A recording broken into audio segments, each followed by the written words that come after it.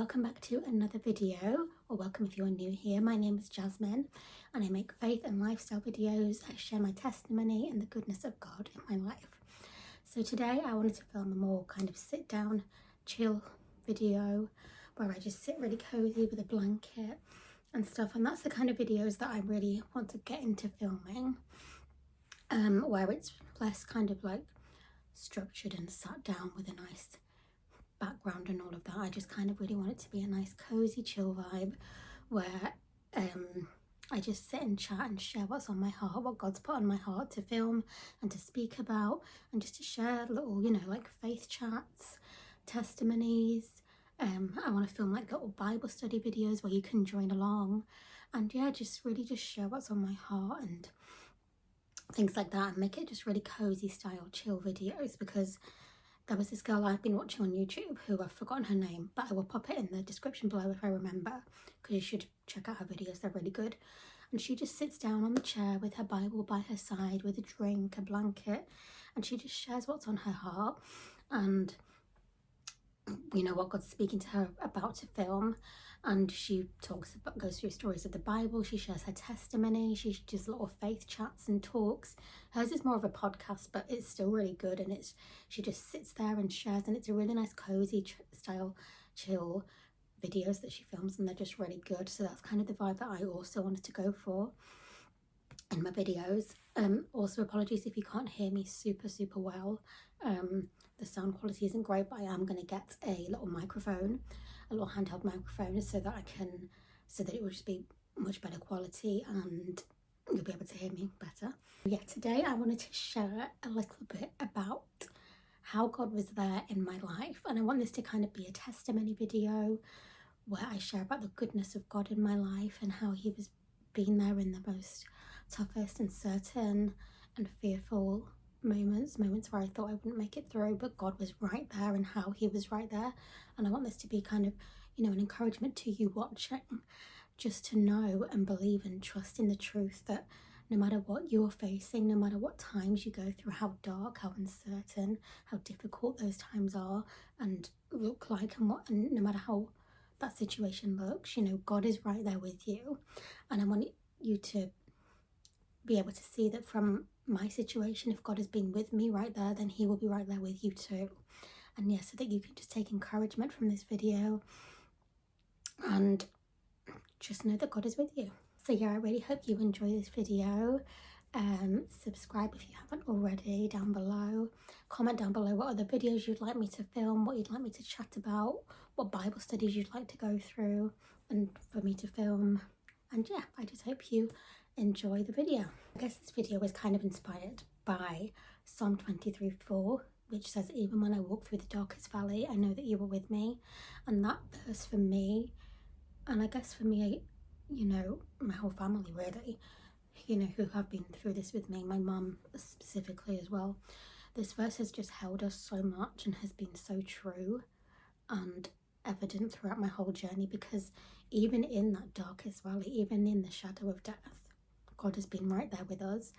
And this verse has just been such an encouragement and an anchor for us that I've been able to repeat and just say over myself, God, even through this dark valley right now, you are with me. God, even through this situation, you are with me.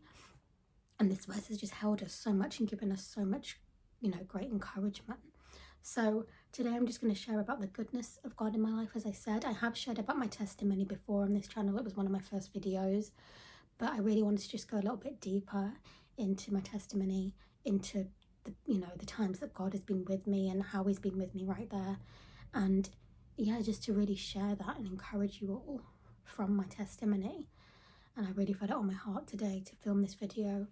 You know, I think God just really encouraged me and nudged me to film this video for you guys, to encourage you and to help you along, and just to share my testimony and his goodness in my life and how he's been there with me. I've definitely been on quite a journey with my health.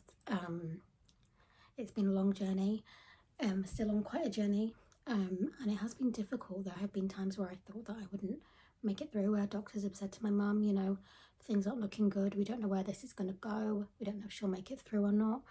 And yeah, pretty uncertain and difficult times with my health. It has been a real journey, and it still is a journey. You know, I'm still not yet healed. I haven't got my healing yet, but that no matter what I have been through and all that I have been through, that hasn't stopped the faithfulness and the goodness of God. And I have just seen him and his presence and felt his presence with me all the way through, and seen his goodness shine through, and seen his faithfulness. So I guess I'll start from the beginning. When I was a baby and when I was younger, I was born with congenital heart disease, and I had a hole in between the 4 chambers of my heart, and obviously I needed open heart surgery to repair this and to fix this. But obviously as a baby I wasn't well enough or strong enough to undergo that. So when I was 10 years old, I underwent my first open heart surgery, and that went really well. That was really successful. So I stayed in hospital for a few weeks with my mum, and yeah, I had that done, and that went really well. And obviously I started back at primary school. I went to primary school, and I was always quite unwell as a child. I had a really low immune system, so I was frequently off school, always getting sick, always being unwell, that type of thing. So I was always in and out of school and things like that. And then I obviously moved on to secondary school. Secondary school was really tough for me. I was again always in and out of school because I was really unwell, frequently getting infections and colds and stuff like that, and I got them pretty bad when I was young. And then I was badly bullied in high school, so that was really difficult for me. And then kind of towards obviously at the end of high school, I did my GCSEs. I didn't do so well in my GCSEs just because I think I just struggled with school so much. And then after my GCSEs, me and my family moved to Leeds from Sheffield. And then I started a course in veterinary nursing at college, and I was really enjoying that. All of that was going really super well, and I was loving it. That was what my chosen career was. I wanted to be a veterinary nurse, so I was absolutely loving that, doing that at college. And I had a little part-time Saturday job which I was enjoying, and everything was just going really well. And then all of a sudden I started to just become unwell. Towards kind of the end of the day at college and stuff, I would complain that, oh mum, my ankles have swollen up, I don't feel well, I feel really tired. And yeah, I was just getting all of these really weird symptoms that we obviously didn't know what were. So I'll fast forward because otherwise it would be a really long story and video.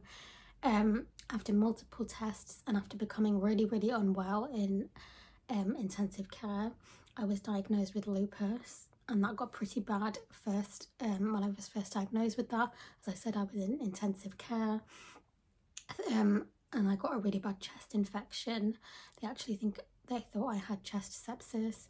And yeah, the lupus was just really bad.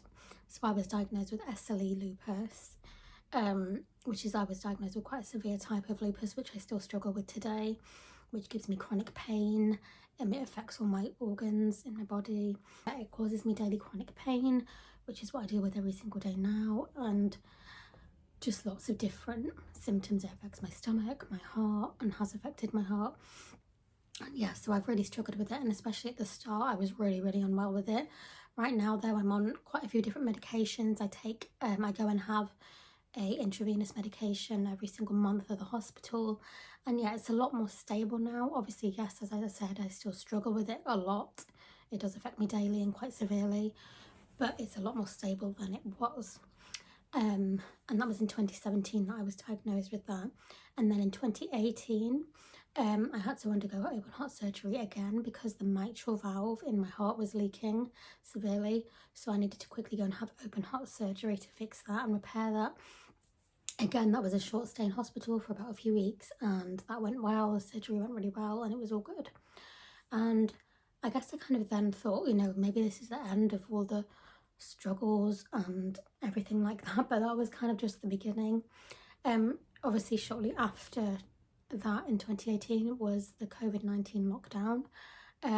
So obviously because of all of my illnesses and health issues, I had to shield, so I wasn't allowed out. I wasn't able to go and see my dad who lived in Scotland.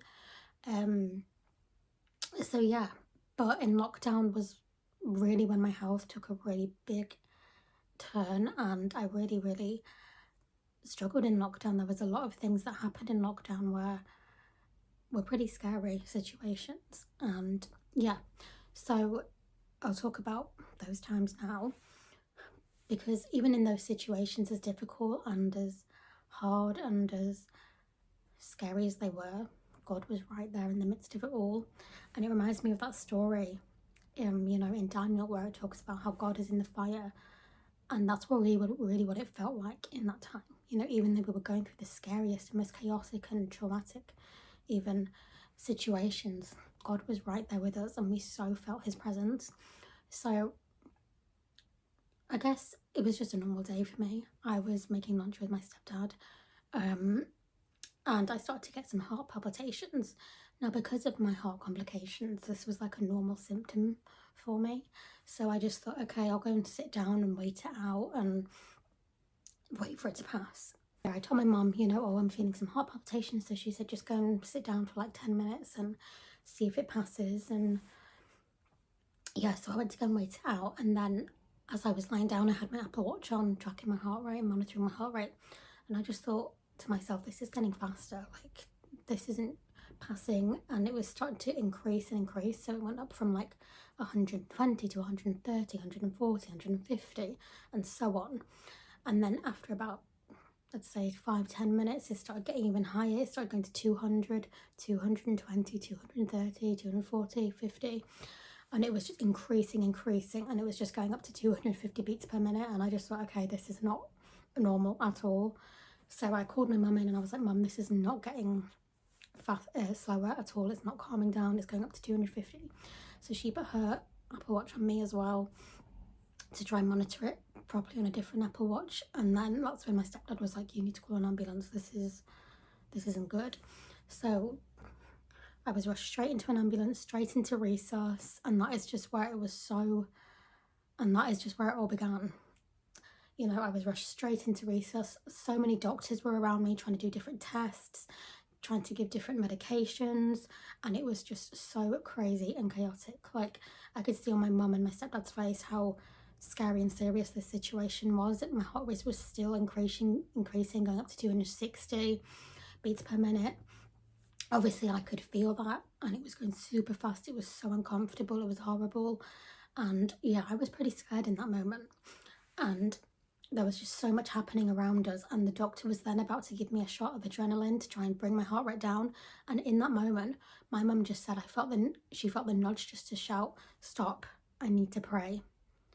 So the doctor just said, okay, I'll give you like a minute to pray, but then I need to go back and give Jasmine the medication. And my mum then came over, she prayed over me, she was praying for my heart rate to go down. And as she was praying, my stepdad just shouted, keep praying, her heart rate is going down. And obviously in this moment, I couldn't really hear all of this or understand, I wasn't really with it, to be honest, because I was so unwell and my heart rate was increasing and going really fast. I was obviously just not able to hear what was going on and stuff. And yeah, so my mum just said, and my stepdad was just saying, her heart rate is going down, you need to keep on praying. It was amazing. In that moment, as my mum was praying, my heart rate was beginning to go down, and it went down to a level where they didn't need to then administer the adrenaline shot. The doctor said, wow, what just happened? That was amazing. And yeah, they did not then need to give me the shot of adrenaline. My heart rate was still high and still at quite a dangerous level, but not to the point where they needed to give an adrenaline shot. And speaking to my stepdad after, he just said in that moment you could just feel the presence of God. It was right there, even to the point of the nurses just saying, what was that? That was amazing. We felt something in that moment. So yeah, and then after that, after a few days, I was obviously kept in hospital. They then made a plan to fit a pacemaker. They also did a cardioversion, which is where they shock your heart back into rhythm. So they did that the next day. And yes, and I now have a pacemaker in, which they're just to stable and control my heart rate. Then I came home after a few days of with the plan of having a pacemaker fitted in a few weeks. And I'd had the cardioversion, and my heart rate had gone a little bit back down to normal. Obviously it was still high, but it wasn't at 200 or anything like that. And then a couple of weeks later, after that incident, something else happened. Again, it was just another normal day at home. I was coming down the stairs after going to grab something, and as I was coming down the stairs, I just felt really strange and weird. This really weird feeling came over me, and my mum looked at me. She was in the garden, and she just looked at me and she ran inside, and she was like, Jasmine, what's wrong? What's wrong? And I just could not get my words out. I couldn't speak. Obviously, my mind was able to think of what to say, and I was trying to tell my mum, I don't know what's happening. I feel really strange. I feel really weird, but I just could not get the words out. And I just couldn't speak. And at that moment, my mum knew that I was having a mini stroke, a TIA. So she just mouthed to my stepdad, she's having a stroke. And then, that ambulance was called again. I was rushed into hospital. And yeah, that was a really, really scary moment for me. I didn't know what was happening. I'd never obviously experienced that before. But again, even in that moment, God was right there. And I was praying to myself in my mind, because obviously I couldn't pray out loud. I couldn't speak. I couldn't get my words out. Even my mum had said that my arm had drooped. I made a really weird noise. My face had drooped. But in my mind, with all that I could, I prayed to God, and I said, when we were in the ambulance, God, please bring my speech back. I'm really scared right now. I don't know what's happening. And I was just praying to God, please bring my speech back, even if it's just a little bit. And amazingly, by the time I got to the hospital, he did. My speech had returned. It may not have been clear, it may not have been the best, but I was able to speak a little bit more and relate to the doctors what had happened and how I was feeling and stuff. And it was an amazing moment. Even in that, as I said, God was right there. He heard my prayer and he answered my prayer. So again, after that, I was stayed in hospital for a few days. I was put on warfarin medication. They didn't really know what had happened or what had caused it. But yeah, I was put on some warfarin medication and sent home after a few days. And I'll fast forward to about 2023, I think. And again, I was told by their cardiologist, I went for a cardiology appointment, and they did an echo scan, and they saw that my tricuspid valve in my heart was severely leaking. But because of all of my health complications and issues and the lupus and everything and how serious my health conditions are, I wasn't able to have open heart surgery again. They just said, you will not survive, you will not make it through. It's way too much of a risk. So on that first appointment, he said to us, there's not really much we can do, So obviously it was really hard news to hear, the fact that, I'm not able to have open heart surgery. He wasn't able to do anything about that. But then he called us the next day and he said, hang on, there's a surgeon in London who might be able to do something via keyhole surgery. So I'll speak to him and see what he says. So then he called that surgeon in London. I was able to have that surgery. He said he would give it a go, but obviously the surgery would be at Barts Hospital in London. So there was a plan ahead to go and have that done. I had all the tests done for it, the scans, the camera tests, all of that kind of thing. And then me and my mum headed to London to go and have the surgery. So what was supposed to be a 3-day stay in hospital, with a quick, successful, easy, relatively easy keyhole surgery, kind of turned into a 3 and 4 week stay in hospital in the high dependency intensive care unit.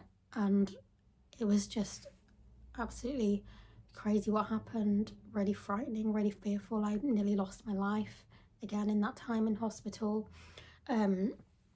So the surgery went really well. They went how it thought it would. They repaired the valve just as they thought it would go. And then just as the surgery was finishing up, I think, I obviously can't quite remember because I was really unwell at the time. The surgeon accidentally nicked an artery in my valve in my stomach, and I was bleeding out severely. So after the surgery, when I came around, I do remember feeling really just in a lot of more pain than usual. I was feeling really unwell.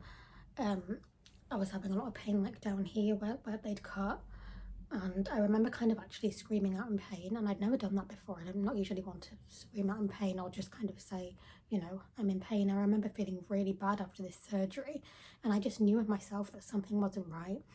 And then I'd overheard them as I was coming around to say, yes, she's bleeding, we need to get her to the other hospital. And obviously at this point, when I heard that, I was really, really scared. I wanted my mum to be with me, and then they went and got her and brought her down. They'd explained to my mum what was happening, and yeah, I could just see the look on her face that it wasn't good. I was severely bleeding out. I had to be rushed to another hospital. And in ambulance, the doctors were all holding their hands on my stomach like this just to stop and stem the bleeding.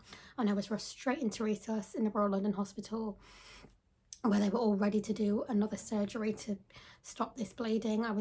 They were all there ready. It was really scary, really chaotic. I could see my mum's face and my uncle's in the corner. I just knew this wasn't good, and I could hear them say to my mum, look, if we don't do this, then she's not going to make it. And yeah, again, I was really scared in that moment. It was so scary and so uncertain what was happening around us. It was so chaotic again. It felt like that moment where we were in the fire, you know, just surrounded. But again, in that moment, we were surrounded by God, and I was just praying to God, God, please give me peace in this moment. God, protect me. God, be with me in this moment. And my mum prayed over me again as I was about to go for this other surgery to repair this valve that was bleeding. And yeah, amazingly, obviously, I'm sat here today because of God. You know, he came through, he pulled me through that time, he got me through that time. The surgeon was able to repair the bleed that had happened. He'd put a coil around the artery that was bleeding, and all went really well. And then I was obviously in the high dependency unit after that for a good few weeks, before coming home back to Leeds. But yeah, that time in London was a really frightening, scary, chaotic, difficult time.